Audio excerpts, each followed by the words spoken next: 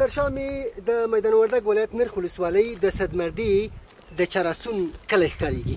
د دې کلي خلک د نورو وړتیاو ترڅنګ د زراعت برخې د تخنیکي وسایلو د جوړولو وړتیا هم لري. دا بوډا شاوخوا 3 لسیزې وړاندې له کډوالۍ خپل پلرني ټاټوبي صدمردي ته راستون شو او په خپله ساده لاسي ماشینرۍ یې د زراعتي وسایلو جوړولو ته کوچنی دوکان پرانیست. په کمه موده کې ورڅیرمه کلیو بانډو کې ګڼ پیرودونکي ورخپل کړل او خبره یې ان تر ولایتونو ورسېده. عبدالعلي همدې ډاډه کړ او یو زوی یې هم له ځانه سره په شاګردۍ ونیو. کم مثلا یو چای ما یو بعضې د چای به کېدې پې باندې نور عواید ما تل دغه خپلې مځکې نه لږ لږ راته په کار دې ورسېږي و نور داسې پوره عواید نه چې راته نه خلک هم مجبوري سره مخ وو.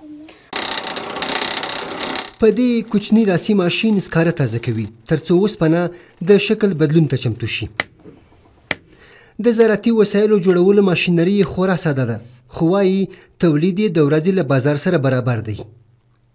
د شاخبورۍ غټه قیچي جوړولی شو وړه یې جوړولی شو که عوارض یې کړی وي هغه قیچي وي هغه هم عوارض یې هم نیسو د پیل کېدو په اندازه باندې قیچيګانې جوړېږي چې بالکل پیل کېدو سویسۍ سره یې په هېڅ فرق نه کېږي. په کلي کې د دوکان تر کمرنګه کېدو او لوړ عمر عبدالعلي اړ کړ چې خپل ځوان زوی ته په مرکز میدان ښار کې دوکان پرانیزي. حبیب الله په خپل کار کې تر پلار ډېر ماهر ښکاري. په خپله یې د چړو د لاستو جوړولو قالبونه او د شاخبورۍ د پل یا چړو تیره کولو ماشین هم جوړ کړی.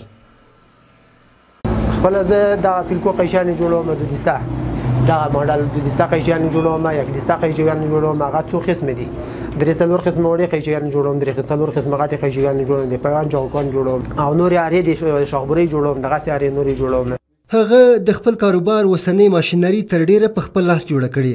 وایي که عصري امکانات ورته برابر شي تولیدات یې په هېواد دننه د بزګرانو اړتیا پوره کولی شي. موږ کیفیت باندې زه جوړوم چې بیخي فرق نه کوي ورځې چې موږ ولېږو چاته ولېږو بازار کې ولېږو بیا هماغه سویسۍ قیچیانو ته ورشي فرق نه پې کوي بیخي 250 ګرام وړه قیچي هم د موږ هم جوړوو بیل هم جوړه کړې چې په ترازو سره وتلو یا هماغه یو میشخې دي. په ځینو ولایتونو کې هم پیرودونکي لري خو ډیری یې د میدان وردګ ولایت له ولسوالۍ ورته راځي. ما مخکې له دوی نه د مڼو بیاتي وړه وه هغه ډېر ښه کیفیت لاره ډېر دوام یې وکړ او تر ټولو مهمه کومې پیسې چې زه دلته په داخلي تولیداتو باندې مصرفوم هغه زه مطمئن یم هغه د ما یو افغان ورور جیب ته ځي. د ماشینرۍ د عصري وسایلو نشتون د کورني تولید برخه کې د پانګوالو زړه نازړه‌توب او افغان بازار ته د بهرنیو یو مصرف توکو واردات نه یوازې کورنی تولید په ټپه درولی ترڅنګ یې په دې برخه کې ګڼ مسلکي کدرونه هم په کور کې نیولي.